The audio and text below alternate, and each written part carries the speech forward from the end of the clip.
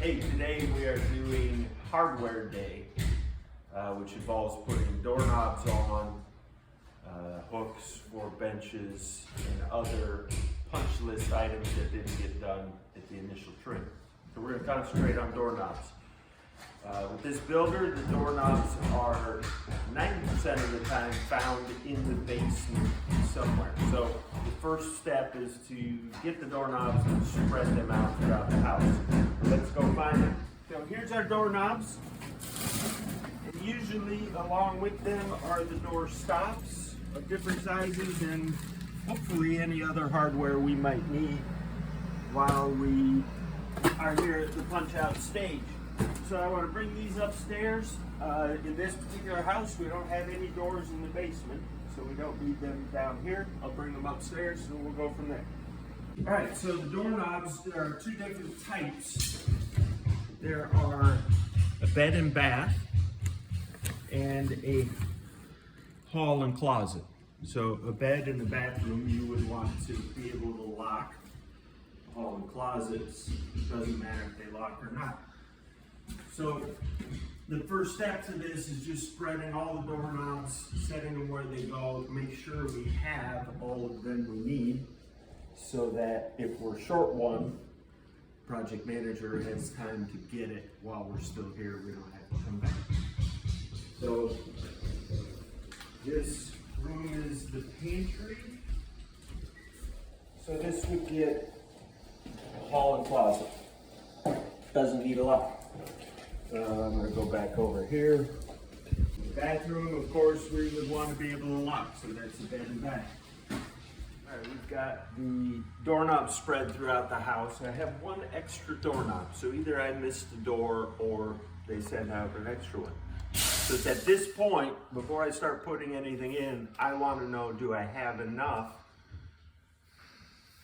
of knobs of the right kind so that I can notify the project manager to get us what we may need before we leave for the day. In the box with the stops are often these cup pulls, which on a bypass door, which we have in this bedroom, they are already drilled out, but they simply fit in here, and we'll go over attaching those later. All right, so we're gonna put a doorknob in. We have a hall and closet. I'm dealing with the closet. The doorknob company often sends more parts than you need based on the installation setup on the door versus the knob we have. With this builder, they use all of the escutcheons supplied.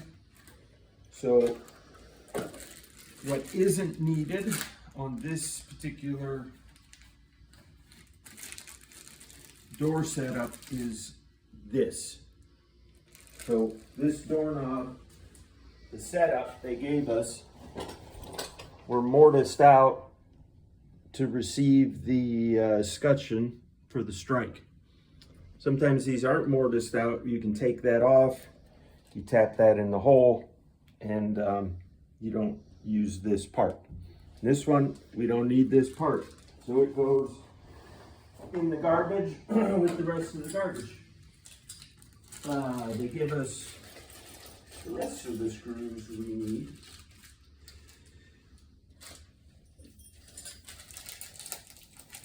And different brands of knobs can be slightly different, but we have a machine screw which screws the knob together. And then we have wood screws which hold these and this. So we're going to start with putting the knob in the hole. Now obviously, as this door closes, we want the strike to go that way so that it operates correctly. Can't put it in that way because it won't close. With a closet, or really even a locking mechanism, we would want the lock inside so you can lock people out. On a closet, that doesn't matter, except that we want the screws on the inside of the closet. because the inside of a closet is seen less than in a room. So we want to hide those screws inside the closet. And how these go together varies based on the manufacturer of the knob. So it's usually pretty intuitive, but you just kind of have to figure it out. This can get a little tricky lining up the machine screw into the hole, but I start just going by hand and getting things set. If I'm going by hand, I know I'm not going to strip out a screw if I'm a little bit off or in the wrong place. Now, this manufacturer gives us the option to take this knob off, which I love because I can get it out of my way. If I pull that little silver or brass tab, if I push that in, let me get the bottom one. So this manufacturer gives us the option to take this off. You've got that little brass tab. I need to push it in to get it out of my way. And the knob will pop off. So then I'm able to, really just able to access these screws in such a way that I'm not messing up the knob itself. Now you notice I didn't tighten that all the way. I want to put screws into this before I tighten that because I could have it crooked. So as I put these screws in, it kind of straightens the knob out where it's supposed to be. Now often I may need to pre-drill these. So I'm going to try it without and see what happens. Okay, so what happens sometimes is the door itself will crack right along there. So far I'm good. If I crack one, I need to go get an 1/8 inch drill bit and start pre-drilling those to avoid that crack. So now that this is secure, I can just tighten these up. But we don't tighten until your face turns purple. Basically snug them up. I'm going to check, make sure the operation. Sometimes you'll open that, let go, and it stays in. If that's going on, it's usually an indication that this isn't in the right spot, or perhaps the knob itself is defective. So it should work, but they don't always. Just going to put that back on. Now I'm ready to move on to the strike. Now at this point, it's purely guesswork as to where this should go. Obviously, we need to fit it into the mortise that's supplied with us. But as that strike comes and goes into the hole, if this is too far forward, my door will wiggle against the stop. If I'm too far back, that strike actually won't even reach the hole and the door won't latch. How far back? We don't know. We just have to guess. So I can start by using the mortise as a guess. I'm just going to put one screw in at this point. Essentially, once I put a screw in here, if I have to move it back a 1/16 of an inch, it's really challenging because my screw always wants to go back in the same hole. So I've only got one screw in there. The reason I only put one is if I have to move it, I'm going to put my second try there and we'll deal with that hole in a bit. So I'm just testing the door. You can see I've got a bit of a gap between the stop and where the door actually stops moving. So I want to see how big of a gap that is. I've got about 1/8 of an inch. So I want to move that strike in a little bit further. Now, this is a great example You can see I'm hitting the stop up here, and as it goes down, I get a gap. So this door is going to be a little bit problematic. If I tighten that up too much, that applies pressure between the stop and the door. You can just think I have to pull it and it applies some pressure. If I put this tight and this door stays closed for about a week, the paint on the door and the paint on the stop are going to stick. And then when you open it, you can hear a little bit of a crack. When I open it, it actually peels the door off of the paint. So before I really go any further, I need to address this problem so that I'm not applying a ton of pressure to this door. So we discovered that this door stop isn't quite right. So it's hitting up here at the top, and I've got a gap here at the doorknob. That could be for a number of reasons. Either during trim stage, someone missed this door, or during the paint stage, this door actually warped or moved a little bit. But we need to address it before I finish the doorknob. I've got wiggle in the door.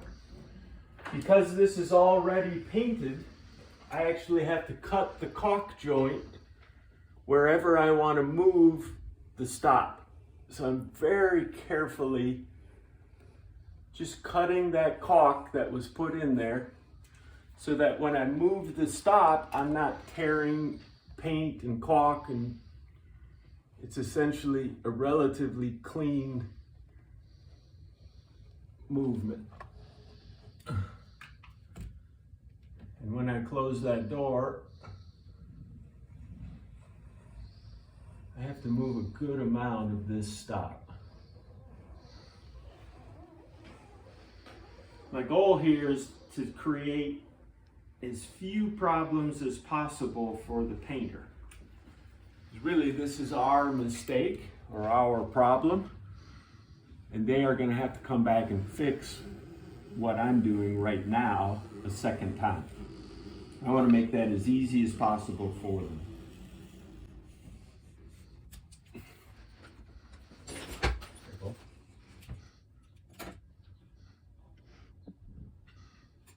Now these stops are attached to the jamb just with really small brad nails.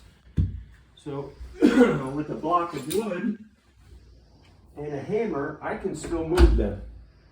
So if I have a gap here and I'm hitting here, I either need to move this back or I need to move this forward. And I want to move as little as possible, so I'm just choosing I'm going to move this forward.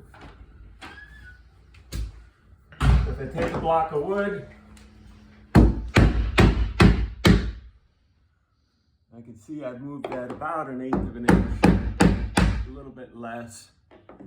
And now I kind of need to bounce back and forth and see if I've gotten enough or if I need to move more. It's actually pretty good on my first attempt. So I'm hitting at the top, I'm hitting at the bottom, and I still have a little bit of a gap here at the middle. So I'm going to just decide to go ahead and move that middle in, and I didn't cut the caulk that far.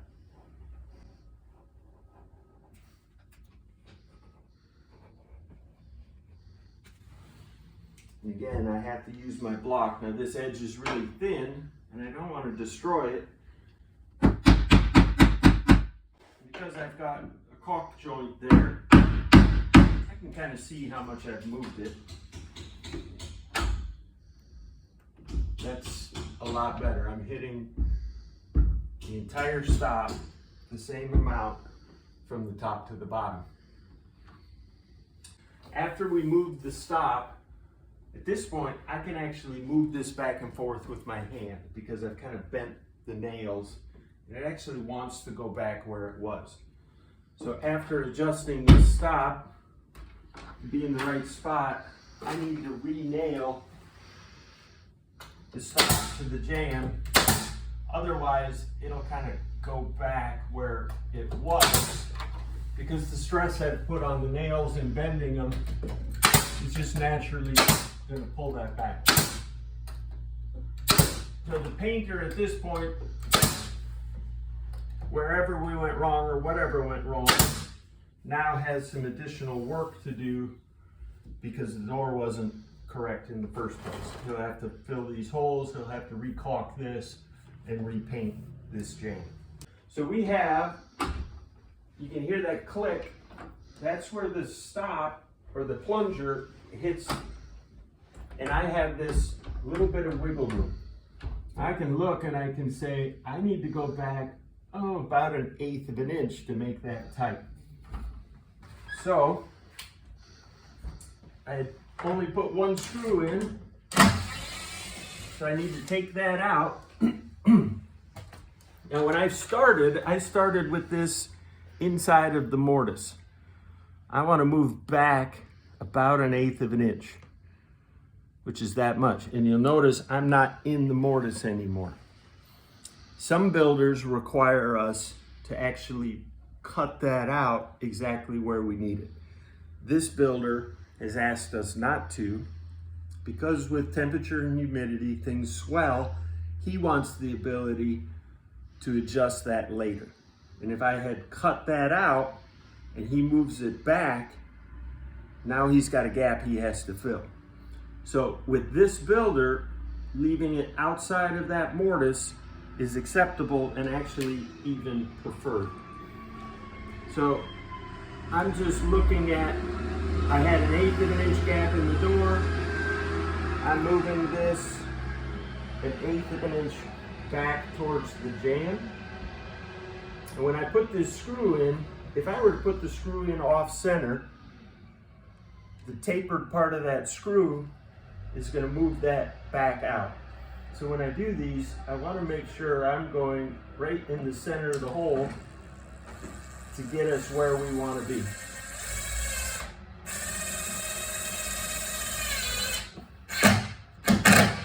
So again, I've only got one screw in. I'm going to see if I was close enough.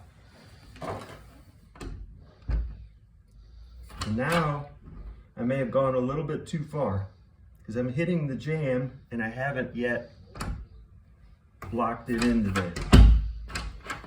So the door operates, but it's really tight.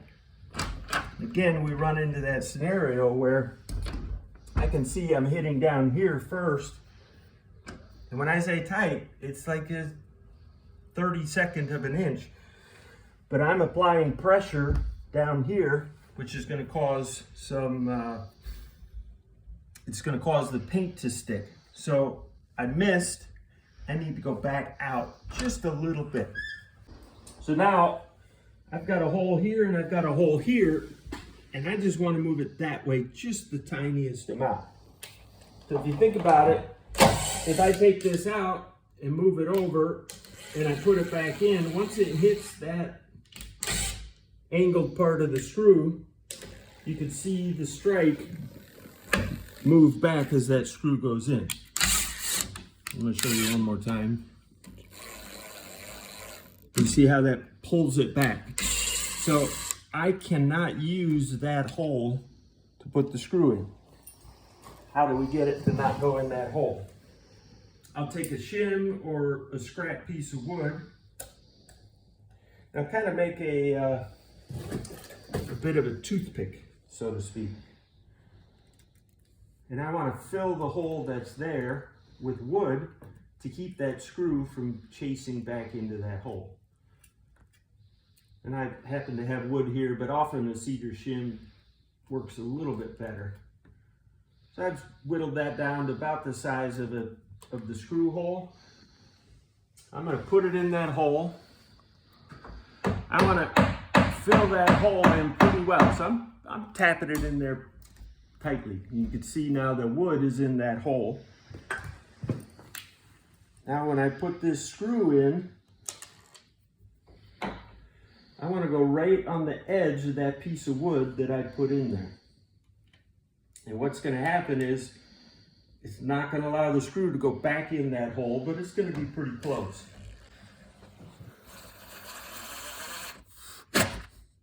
Okay, so I've moved the stripe that way, maybe 1/16 of an inch. We're going to give it a try.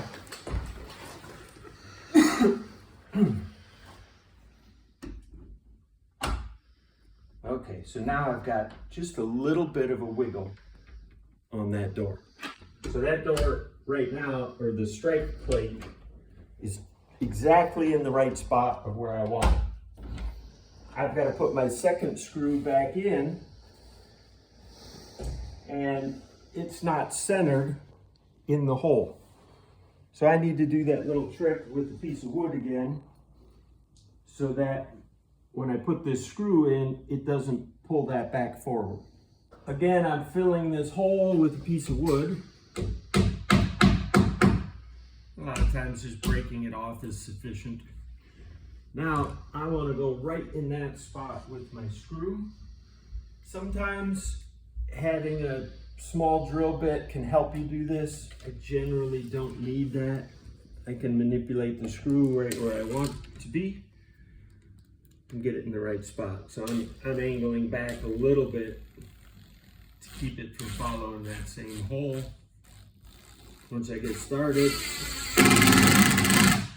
you saw it, pulled it forward just a little bit.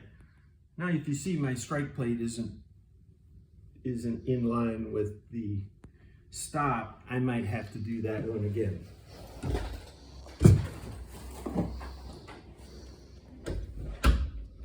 Yeah, my gap is too big. It's because when I put that second screw in, it pulled that forward. My little piece of wood trick didn't work very well. Really, I just need to do it again. And I think this time I'm going to go ahead and get a drill to help me with that process.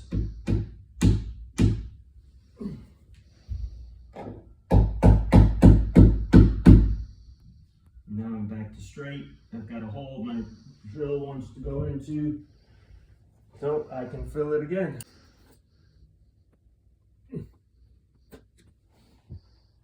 I'm gonna make this one a little bit bigger. I think I've got a lot of hole in there to fill.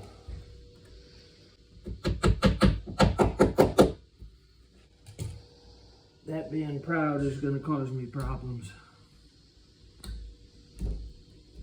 All right, so I filled this hole again, and I want to use the drill bit to get my screw exactly where I need it.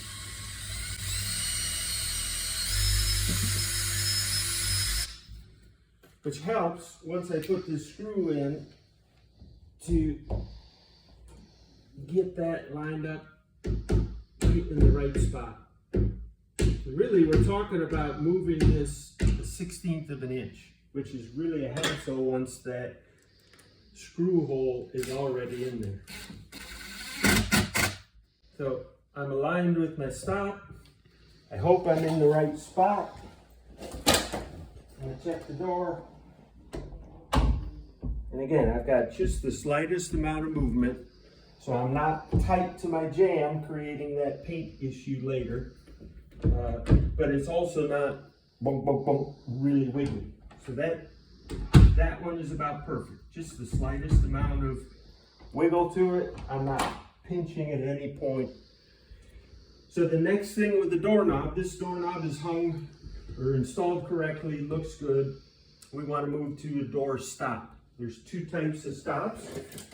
One of them is a base stop, and the other is a hinge stop. When do you use one or the other? This door happens to open up into a wall. So I'm able, on this door, to use a base stop. So I take one out of the thing. These ones, the screw for it is inside of it. We're going to screw that little cup on. And I want to screw it, put it in the right spot, which is about 2 inches back from the edge of the door. I just make a little mark on the carpet to tell me I'm going to put it right there. And I want to go about centered between the flooring and this little bumpkin, but you also have to pay attention. Maybe the door is really high. I might need to move that up. So sometimes I'll go a little higher than center. It's not an exact science, but we don't want it to look silly. So I'll screw that on. That little part of the spring goes right into this one. And my favorite part of this job is testing. And then just make sure that when I open it, the stop hits in the right spot, the doorknob doesn't hit anything, and this door is done. Now with this manufacturer, one of the parts we have is a key.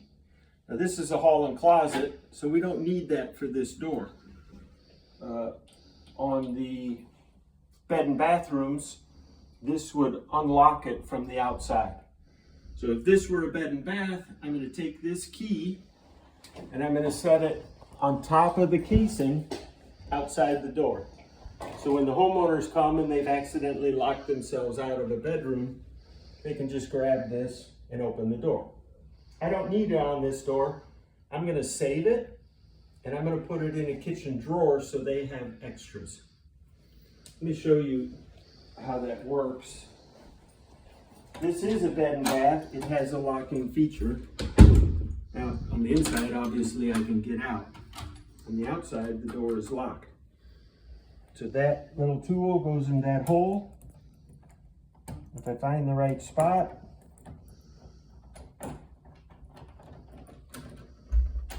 it will unlock. So whenever we have these, they go right up on top of the door frame outside the door. This one's already there. So this is a great example of not being able to use a base stop because the door swings and it hits the shower before it would hit the base. In some circumstances, you know, there's nowhere to put a base stop, so we have to use a hinge stop. The hinge stops have that set up. There's a little nylon washer. So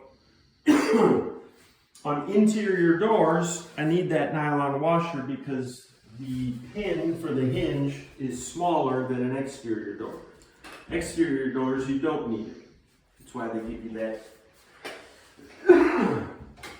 I put these on the top hinge, so I take this pin out completely, and then I want to put this in so the flat part of the stop hits the flat part of the door. So it's easy to remember. It could go this way, or it could go this way.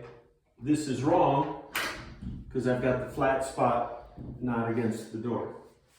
Now that I know which way I want to put it, I have to think about it again. I want to put that nylon washer in the top. I can put the hinge pin through there and then reinstall it into the barrel of the hinge.